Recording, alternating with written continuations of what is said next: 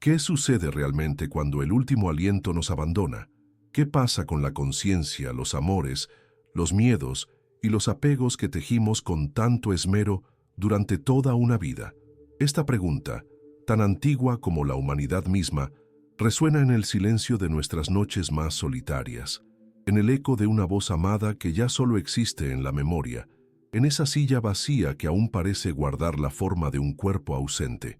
Todos, en algún momento, hemos sentido el peso de esta duda fundamental, este anhelo profundo por saber si el final es realmente un final o tan solo un umbral hacia algo que nuestra mente apenas puede concebir.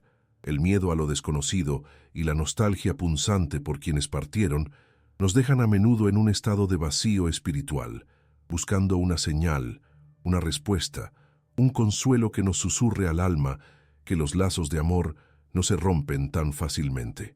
En este vasto y silencioso misterio, pocas voces han logrado penetrar con tanta claridad y autoridad como la de Divaldo Franco. Pensemos en él no solo como un médium de fama mundial, sino como un cartógrafo de los mundos invisibles, un hombre que ha dedicado más de 7 décadas de su existencia a ser un puente viviente entre nuestra realidad y las realidades que la suceden. Divaldo no habla desde la teoría o la especulación, sino desde la experiencia directa, transmitiendo las lecciones, los dramas y los relatos que miles de espíritus, desde los más luminosos hasta los más atormentados, le han confiado a lo largo de los años. Pocos hombres han visto lo que Divaldo Franco ha visto, y menos aún se han atrevido a contarlo. Él ha sido testigo de lo que muchos temen siquiera imaginar: almas que no logran partir, conciencias atrapadas por las mismas cadenas que ellas mismas forjaron en la tierra, presas de sus propias e intensas ilusiones materiales. En este video no vamos a explorar cuentos de fantasmas para asustar ni para entretener. Vamos a sumergirnos en la profunda sabiduría inspirada en estas revelaciones para comprender. Vamos a entender de una vez por todas por qué un espíritu puede quedar atado a una casa, a un objeto, a un tesoro que ya no le pertenece.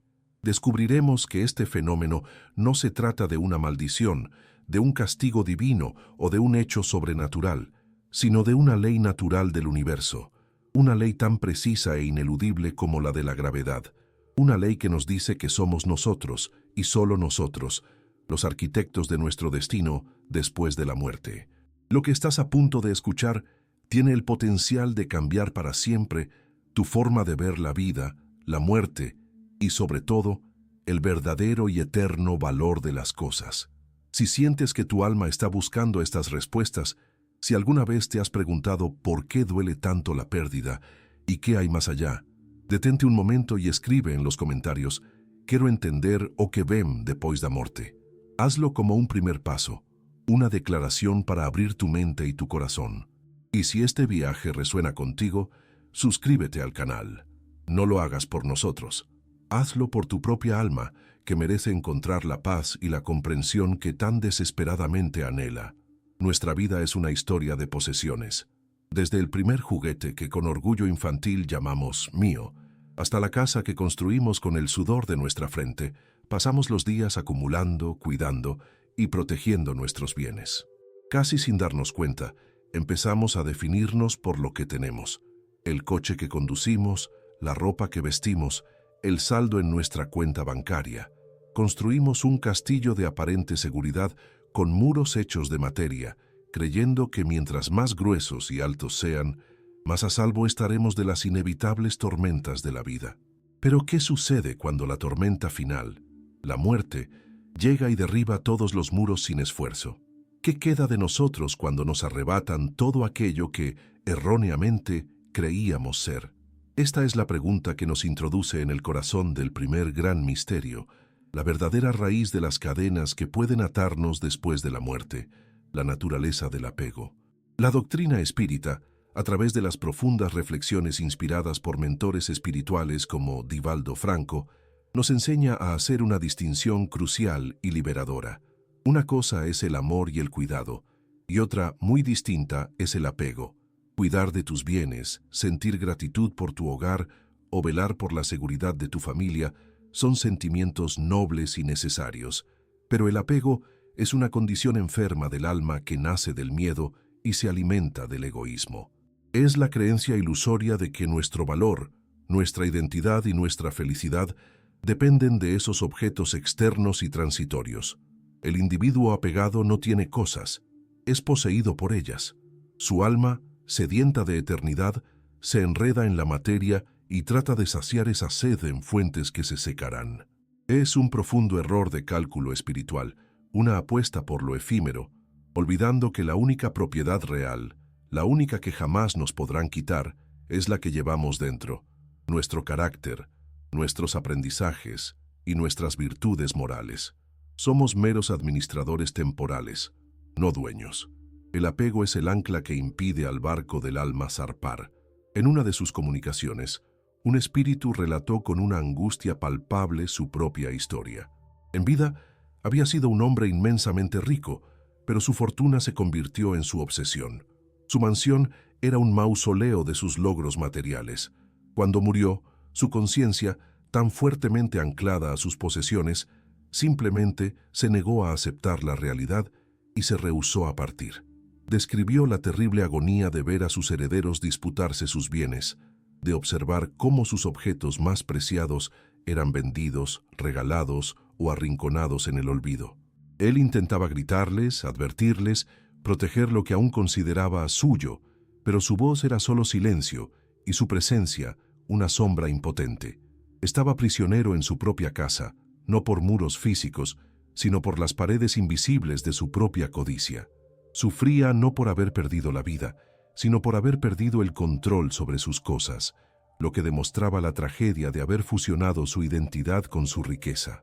Esta historia, aunque dolorosa, es un faro que ilumina nuestra propia vida y nos obliga a mirarnos en el espejo. ¿Cómo aplicamos esto a nuestra existencia, aquí y ahora? No es necesario ser millonario para vivir apegado.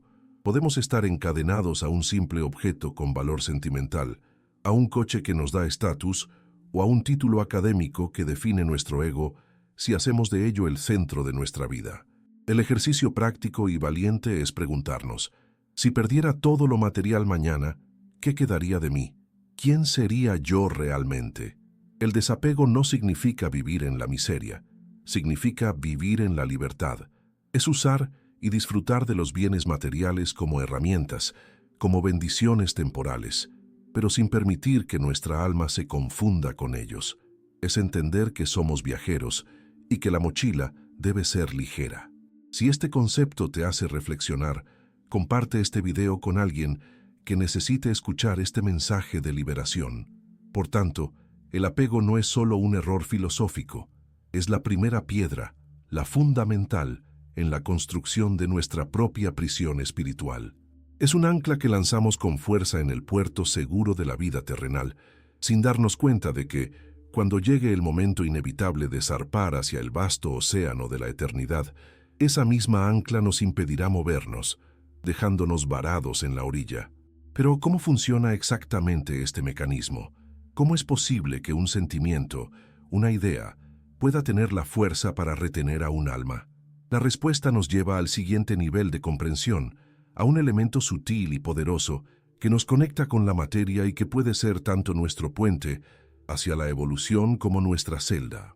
Si el apego es la causa, la intención profunda que forja la cadena, debe existir un eslabón, un mecanismo real y tangible en el plano espiritual que haga efectiva esa atadura. El universo espiritual no opera por magia o por capricho, se rige por leyes naturales tan precisas y constantes como las que gobiernan nuestro mundo físico. Para entender cómo un alma puede quedar anclada a un lugar o a un objeto, debemos explorar uno de los conceptos más fascinantes y reveladores que nos ofrece el espiritismo, el periespíritu. Debemos dejar de pensar en nosotros como un ser dual, compuesto solo por alma y cuerpo. Somos en realidad una trinidad en perfecta unión. En el centro, el espíritu, la chispa divina e inmortal, nuestra verdadera conciencia. Luego el cuerpo físico, nuestro vehículo temporal de carne y hueso, un traje biológico para la experiencia terrenal, y, sirviendo de puente entre ambos, uniendo lo intangible con lo denso, se encuentra el periespíritu. Este periespíritu es un cuerpo semimaterial, un envoltorio fluídico y sutil que actúa como el lazo que une el alma al cuerpo. Es a través de él que nuestra conciencia recibe las sensaciones captadas por los sentidos físicos y, a su vez, es el conducto por el cual nuestra voluntad se traduce en movimiento y acción en el mundo. Pero su característica más importante y trascendental es que no es una estructura fija ni es igual para todos. Su naturaleza, su densidad y su luminosidad son un reflejo directo de nuestro estado moral y mental. Un espíritu elevado, desprendido, que ha cultivado el amor y la caridad, posee un periespíritu sutil, etéreo, ligero como el aire. Por el contrario, un espíritu dominado por las pasiones bajas, por el egoísmo y sobre todo por un intenso apego a la materia, desarrolla a lo largo de su vida un periespíritu denso, opaco y pesado, con una constitución que se asemeja mucho a la del mundo que tanto idolatra. Nuestros pensamientos y sentimientos no son abstractos, son energías creativas que día a día moldean y densifican este cuerpo espiritual. Somos los arquitectos de nuestra propia densidad espiritual. En una de sus inspiradoras charlas, Divaldo Franco compartió una visión profundamente esclarecedora sobre un espíritu recién desencarnado que intentaba con desesperación elevarse, pero no podía. Se sentía, según sus propias palabras, como un buzo que viste un pesado traje de plomo en el fondo oscuro del océano. Por más que luchaba y anhelaba subir hacia la luz que percibía a lo lejos, una fuerza invisible lo retenía en el fango. Este espíritu, en vida, había sido un hombre obsesionado con su cuerpo y con la búsqueda incesante de los placeres sensoriales. Su vida entera giró en torno a la gratificación material, al hedonismo, ignorando por completo cualquier llamado de su conciencia. Al morir, su periespíritu se había vuelto tan denso, tan impregnado de las vibraciones pesadas de la materia, que no tenía la flotabilidad espiritual necesaria para ascender a planos más sutiles. Estaba atrapado por la gravedad de sus propios deseos, condenado a orbitar la esfera terrenal, viendo el mundo que había dejado, pero sin poder ya disfrutarlo. No era un castigo de Dios, era una consecuencia directa de la ley de afinidad. Su estado vibratorio lo mantenía prisionero en el único plano con el que tenía sintonía. Esta revelación tan poderosa tiene una aplicación práctica inmediata y transformadora en nuestra vida cotidiana. Cada pensamiento de envidia que albergamos, cada acto de egoísmo que cometemos, cada momento en que priorizamos lo material por encima de lo humano, estamos, figurativamente, añadiendo un gramo más de plomo a nuestro traje espiritual. Por el contrario, cada acto de caridad desinteresada, cada palabra de consuelo, cada instante de perdón sincero y cada pensamiento de amor aligera nuestro periespíritu, lo sutiliza, preparándonos sin que nos demos cuenta para una transición suave y pacífica cuando llegue el momento. La pregunta que debemos hacernos cada noche no es solo ¿qué hice hoy?, sino ¿cómo vibré hoy?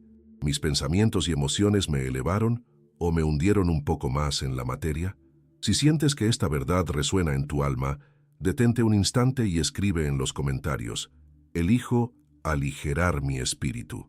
Hazlo como una declaración de intenciones, un compromiso contigo mismo para empezar a construir tu libertad desde ahora. Así, el periespíritu se revela como el ancla vibratoria, el eslabón perdido que explica el aprisionamiento. Es el mecanismo por el cual nuestras elecciones morales y nuestro enfoque mental se traducen en una consecuencia casi física en el plano espiritual. Dejamos de ser víctimas de un destino arbitrario para convertirnos en los responsables directos de nuestra condición futura. Esta comprensión nos quita el miedo y nos entrega el poder de la elección consciente. Pero si este es el mecanismo, ¿cómo es la experiencia subjetiva de un alma que despierta después de la muerte con este pesado traje? ¿Qué es lo que siente, lo que percibe, cuando su conciencia se encuentra atrapada en esta terrible encrucijada? El siguiente paso de nuestro viaje nos llevará al umbral mismo de la muerte para comprender la confusión y la profunda angustia de un espíritu apegado en sus primeros momentos de lucidez. Imagina despertar en tu propia habitación, como cualquier otro día. La luz del sol entra por la ventana con la misma calidez. Los sonidos familiares de la calle son los mismos de siempre. Te levantas y, siguiendo la rutina de una vida, Vas a la cocina para saludar a tu familia, pero algo está terriblemente mal. Nadie te responde. Les hablas, pero tus palabras parecen disolverse en el aire sin llegar a sus oídos. Intentas tocar el hombro de tu ser querido en un gesto de consuelo, pero tu mano lo atraviesa, como si fuera un holograma, sin encontrar sustancia. El pánico, frío y paralizante, comienza a instalarse en lo más profundo de tu ser. Gritas, pero no emites sonido. Estás ahí en el centro de tu propio hogar, pero eres invisible, inaudible, intangible. Este no es el guión de una película de terror. Es la descripción recurrente, transmitida a través de innumerables comunicaciones mediúmnicas del estado de perturbación que experimenta un espíritu profundamente apegado justo después de la muerte. Es el despertar a una pesadilla lúcida. La doctrina espírita nos aclara que la transición del plano físico al espiritual rara vez es un evento instantáneo. Existe un periodo de adaptación, una especie de niebla mental, mientras el alma asimila su nueva y radical realidad. La duración y la intensidad de esta perturbación espiritual, sin embargo, varían enormemente y son directamente proporcionales a nuestro grado de desprendimiento y elevación moral.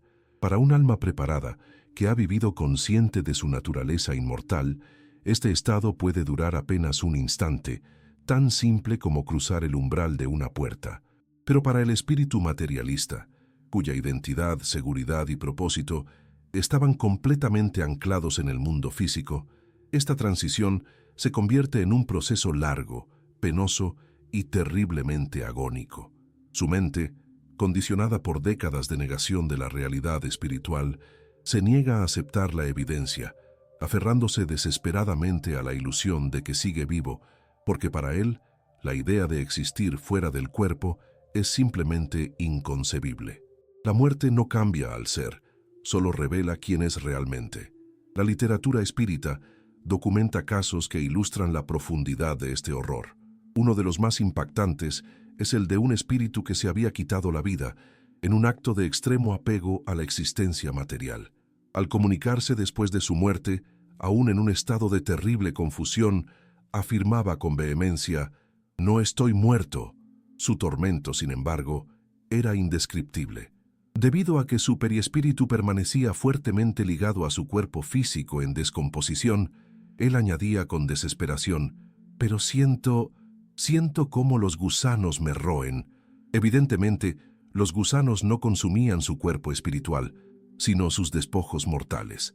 No obstante, la conexión vibratoria era tan intensa, tan materializada, que las sensaciones de la desintegración de la materia repercutían en su conciencia como una tortura real y palpable. Este relato extremo nos muestra el infierno que puede crear una mente que se niega a soltar las amarras del mundo físico. Este conocimiento, aunque pueda parecer sombrío, es en realidad una bendición, pues nos ofrece la clave para una aplicación práctica vital. La preparación para la muerte no es un acto morboso, sino el acto de sabiduría y de amor propio más grande que podemos realizar en vida. Prepararse no significa obsesionarse con el fin, sino vivir de tal manera que la muerte nos encuentre ligeros de equipaje. La práctica consiste en cultivar la conciencia de nuestra propia inmortalidad en el día a día, hablar de la muerte con naturalidad en familia, reflexionar sobre el propósito de nuestra existencia más allá de acumular bienes o experiencias. Es un autoanálisis constante. ¿Estoy viviendo para mi cuerpo o estoy viviendo para mi alma? Al hacerlo, familiarizamos a nuestra conciencia con la idea de que somos más que un cuerpo, creando un anclaje en la espiritualidad que nos servirá de guía y consuelo cuando llegue el momento de la gran transición. Si esta reflexión te toca el alma, haz una pausa y escribe en los comentarios: «Mi verdadera esencia es inmortal». Este estado de perturbación, por tanto, es la consecuencia directa e inevitable de una vida vivida de espaldas a la realidad del espíritu. Es la agonía de una conciencia que se da cuenta, demasiado tarde, de que apostó todo su capital existencial en un mundo que estaba destinado a desaparecer de su alcance, como arena entre los dedos. Su sufrimiento no es un castigo, es el eco de sus propias elecciones.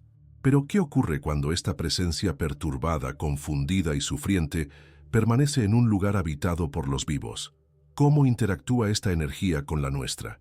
El siguiente paso nos llevará a desmitificar uno de los fenómenos más temidos: las casas encantadas, reemplazando el miedo por la compasión a través de la poderosa ley de afinidad. El crujido de una puerta en el silencio de la noche, un objeto que se desplaza sin explicación, una súbita corriente de aire helado en una habitación cerrada. La cultura popular, a través del cine y la literatura, ha tejido con estos hilos un inmenso y oscuro tapiz de terror, hablándonos de casas encantadas, de fantasmas vengativos y de maldiciones que atan a las almas a un lugar para atormentar a los vivos. La solución que nos ofrecen suele ser el miedo, el exorcismo, el ritual de expulsión. En este relato, siempre nos posicionan como víctimas pasivas de una entidad malévola e incomprensible, pero la visión que nos ofrece el espiritualismo, inspirada en las lecciones de guías como Divaldo Franco, es radicalmente diferente, profundamente lógica y sobre todo inmensamente compasiva. Nos invita a desmontar la figura del monstruo para descubrir detrás del velo del miedo al hermano que sufre. El espiritismo nos enseña, en primer lugar, que no existen las maldiciones que fuerzan a un espíritu a permanecer en un lugar contra su voluntad. Lo que existe y gobierna toda interacción entre los dos planos de la vida es la ley de afinidad, también conocida como ley de sintonía. Un espíritu no está atado a una casa con cadenas físicas, sino con lazos invisibles de vibración. Permanece allí porque ese lugar, impregnado de sus fluidos, de sus recuerdos, de la energía de sus emociones y pensamientos durante toda una vida, es el único universo que su mente confundida reconoce y con el cual se identifica. Él se siente en casa, porque el ambiente resuena en la misma frecuencia que su propio estado mental y periespiritual. No está atrapado por una fuerza externa, sino atraído por su propia afinidad, como una polilla es atraída por la única luz que conoce en medio de una abrumadora oscuridad. No hay lugares malditos, sino almas necesitadas de luz. Pensemos en el conmovedor relato, extraído de una comunicación mediúmnica, sobre una madre que, tras fallecer repentina e inesperadamente, no se dio cuenta de su nueva condición. Su amor por sus hijos pequeños era tan intenso, tan posesivo, que su única y constante obsesión era seguir cuidándolos como siempre lo había hecho. Los espíritus benefactores, los mensajeros de la luz, intentaban acercarse para ayudarla a comprender y a ascender, pero ella los rechazaba con miedo, creyendo que eran extraños que querían alejarla de su familia. En la casa, los fenómenos eran constantes. Los juguetes de los niños se movían solos, se oían susurros en las habitaciones, las luces parpadeaban. Los nuevos habitantes vivían aterrorizados, convencidos de que un espíritu maligno los acosaba. Pero en la cruda realidad de los planos, era solo una madre, en su profunda ignorancia y desesperación, tratando de mecer una cuna que ya no podía tocar, de cantar una canción de cuna que nadie podía oír. No era un acto de maldad, era un acto de amor perdido y profundamente confundido. Esta perspectiva lo cambia todo y nos devuelve el poder. Su aplicación práctica es transformadora. Si alguna vez sientes una atmósfera pesada en tu hogar o vives en un ambiente de constante conflicto y tristeza, la pregunta correcta no es ¿qué fantasma hay aquí?, sino qué energía estamos vibrando en esta casa. Un hogar donde reinan la discordia, el pesimismo, el vicio, las discusiones y el materialismo exacerbado crea un caldo de cultivo fluídico que por ley de afinidad atrae y alimenta a espíritus que comparten esa misma vibración. La influencia es siempre de doble vía. Si quieres cambiar la compañía espiritual de tu hogar, debes empezar por cambiar la atmósfera moral del mismo. Llena tu casa de paciencia, de perdón, de conversaciones elevadas, de música armoniosa y sobre todo del perfume de la caridad en actos y pensamientos. Si esta comprensión te ha traído paz, escribe en los comentarios: mi hogar es un santuario de luz. Por lo tanto, una casa encantada no es un lugar maldito, sino un hospital espiritual que necesita sanación. Y esa sanación comienza en los corazones de sus propios habitantes.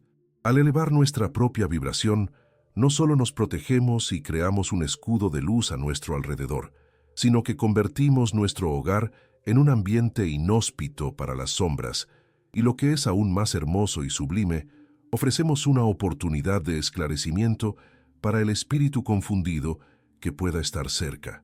Dejamos de ser víctimas para convertirnos en faros de luz, en terapeutas silenciosos. Pero, ¿qué más podemos hacer? Si ya entendemos que no debemos temer, sino compadecer, ¿cómo podemos ayudar activamente a estas almas a encontrar su camino? Nuestro último tópico nos mostrará el camino hacia la liberación, tanto para nosotros como para ellos. Hemos viajado juntos a través de las sombras del apego, hemos entendido el mecanismo que nos ata a la materia y hemos sentido en el alma la angustia de un espíritu perdido en su propia confusión. Ahora llegamos al punto más importante y luminoso de nuestro viaje, el camino hacia la solución. La doctrina espírita, en su inmensa sabiduría y consuelo, no es una doctrina de condenación, sino de esperanza y capacitación. No se limita a diagnosticar la enfermedad del alma con una precisión asombrosa. Nos ofrece con igual claridad la cura. Y esta cura, esta senda hacia la libertad, se despliega en dos frentes simultáneos y complementarios: la prevención, que es el trabajo sagrado que hacemos con nosotros mismos en vida, y la remediación, que es la ayuda caritativa y poderosa que podemos ofrecer a quienes ya se encuentran prisioneros en la oscuridad. La prevención es, sin duda, el camino más sabio y eficaz. Consiste en cultivar activamente el desapego aquí y ahora, en nuestra existencia diaria. Como nos enseñó el Maestro Jesús en una lección inmortal, se trata de no acumular tesoros en la tierra, donde la polilla y el orín corrompen. Esto no es en absoluto una llamada a la miseria o a la negligencia, sino una invitación a una profunda y revolucionaria reestructuración de nuestros valores. Significa comprender que los bienes materiales son herramientas, no el propósito de la vida. Son préstamos divinos, no posesiones eternas. El verdadero trabajo de la vida, como nos recuerdan constantemente los mentores espirituales a través de Divaldo Franco, es la reforma íntima. Es autoobservarnos con honestidad y preguntarnos: ¿estoy usando este bien para mi crecimiento y el de los demás, o me estoy convirtiendo en su esclavo? Vivir con esta conciencia es la mejor y más segura garantía de una transición serena y libre. La verdadera libertad se construye antes de la muerte, no después. Pero ¿qué hacemos con las almas que ya están atrapadas en su laberinto de confusión, como el avaro de nuestro relato o la madre desesperada? ¿Están condenadas a sufrir hasta que encuentren la salida por sí mismas? La respuesta del espiritismo es un rotundo y esperanzador no. Nosotros, desde este lado de la vida, podemos ser sus libertadores. La herramienta más poderosa que tenemos para ello es la oración, pero no la oración mecánica, de palabras vacías y repetidas sin sentimiento. La oración, en su esencia espírita, es una proyección enfocada del pensamiento y del sentimiento. Es un acto de voluntad que crea un puente de luz hacia esa alma en sufrimiento. Cuando oramos por un espíritu perturbado, le enviamos vibraciones de paz, de amor, de claridad mental. Es como encender una vela en la habitación oscura y fría de su mente, mostrándole que no está solo. Volvamos a la historia de aquella madre confundida y la familia que vivía en su antigua casa. Tras comprender la naturaleza del fenómeno, en lugar de sentir miedo, sintieron una profunda compasión. Decidieron ayudar. Cada noche, en familia, dedicaban unos minutos a orar por ella. No la trataban como a un fantasma, sino como a una hermana que sufría. Le hablaban con el pensamiento, con el corazón. Hermana, entendemos tu dolor y tu inmenso amor. Tus hijos están bien cuidados, están en paz. Es hora de que tú también encuentres la paz. Confía en los guías de luz que te esperan con los brazos abiertos para ayudarte. Estos pensamientos de amor y compasión actuaron como un bálsamo en su mente obsesiva. Esa energía caritativa rompió la coraza de su confusión, permitiendo que la ayuda de los benefactores del plano espiritual, que siempre estuvieron allí esperando una oportunidad, finalmente pudiera llegar a ella y guiarla hacia la luz. Este es el llamado final a la acción para cada uno de nosotros, una aplicación práctica que puede empezar hoy mismo. La liberación de las cadenas de la materia comienza ahora, con cada elección consciente de valorar más al ser que al tener.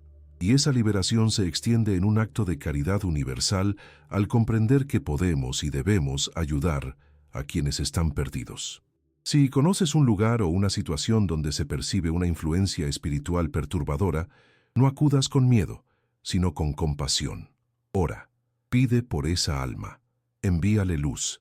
La liberación de un espíritu no es solo su responsabilidad, es un esfuerzo colaborativo que demuestra la sublime interconexión entre los dos mundos. Nuestra compasión puede ser el faro que guíe a un barco perdido de vuelta al puerto, seguro de la paz. Si te comprometes con este camino de luz, comparte este video para que más personas conozcan el poder transformador de la oración y la compasión. Hemos recorrido juntos un camino profundo y revelador, un viaje que nos ha llevado desde las sombras del apego hasta la luz de la liberación.